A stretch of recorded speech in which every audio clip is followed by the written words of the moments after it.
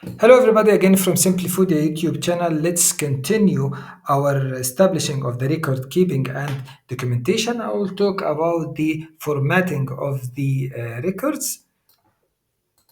The format of the records are very important part actually in your HACCP plan. Why it is important by this part in your HACCP plan?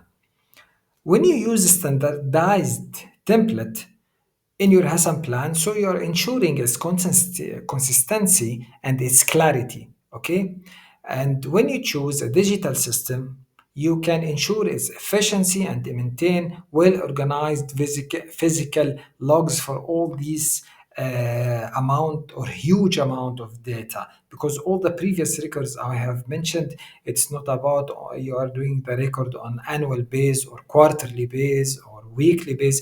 Some kind of records are doing on a daily base. Okay, so it's very important to have some kind of digital system and standardized templates. It's not authorized anyone to can modify in this template without issuing, without approvals, without all these documentation and procedures, follow-up activities. So each record you have must contain the following. This is very important. This part is very, very important. Okay? Each record must contain the time and the date of the activity. Okay? The measured values or observations. So you are measuring something, you must write in numbers and clear numbers what you are measuring. You are observing something, you are observing physical part, you are observing anything. So all this observation must be clearly identified in your HACCP plan or on your on your record. The operator's full name. It's very important because maybe you are having a similar first name, you have similar first and last name, maybe you have similar first and last and whatever grandfather name. So you must ensure that the operator's full name, and if he is making some kind of signature for approval, the signature must be clear, because it's not a bank signature or check signature. It's a formal document in a manufacturing area signature. Okay. The fourth thing are the signature of the person reviewing or authorizing the record. This signature must be clear, as I have mentioned.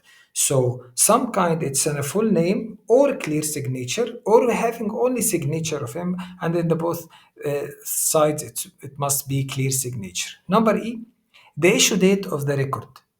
Okay, what is the meaning of the issue date? The issue date means that the actual date started to use this updated record design, and take care about this part, the record design. We are talking about designing the report.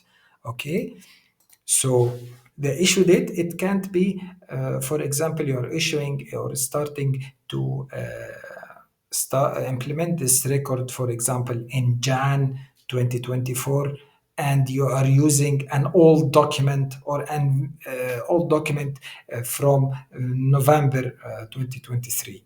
So you must ensure that when you issue the date of the document, so you ensure that all the copies of the document or the record in the upcoming period starting from this issue date. Okay, you must control all the printed, for example, printed documents, or the copied documents, or the digitalized documents. You must ensure that the header of the foot or the footer of the document are ensuring the actual and accurate issue date. Okay. Each record, it's preferred to have an identification code of the record, because you are tracking later in the documentation procedures and the documentation operating standard operating procedures. You are defining this, that this program and this procedure are having these 5 documents, and each document or each record have its own identification code. It's like the name of the record. Of course, the name and the title of the record is very important. You are not filling a report without knowing what you are filling in the record. For example, where are the records of the pasteurization? Where are the record of the following of the, for example, the weight of the orange? Where are the documents that ensure the proper, I don't know, color of the product? So each record must have the name and the title of the record. Okay, the version number of the record. For example, this issue, this version number are number 3, number 4, number 5. So you must mention that you are having some kind of improvement in your record type.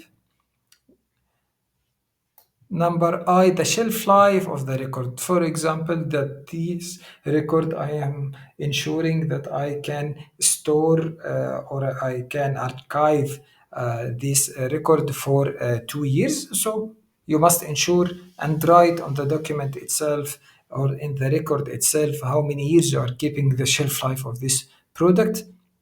The last thing are the approval or the reviewer of the record.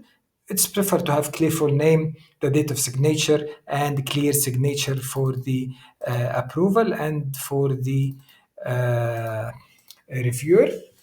So these are the elements and very important elements that each record in your record system, in your HACCP plan, it's very important to continue and to ensure this 10 critical points must be in your record. Thank you so much. And in the upcoming video, I will talk about the retention period and how you can make some kind of retention period of your documents. Thank you so much and best of luck for all of you and goodbye.